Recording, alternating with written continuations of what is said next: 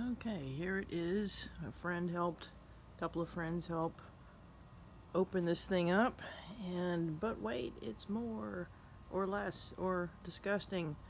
You can see paint and gunk all over here, mildew all over the canvas, tears in the screens. I was thinking I was going to recycle the canvas into maybe a floor mat or something, but no, it's just too nasty. It stinks.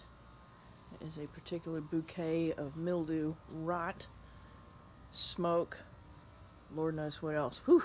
Even leaving it open for overnight and half a day is still really stinks right here. And you can see what they did to the roof here. I have no idea what they were thinking, but it's really disgusting. And it reeks.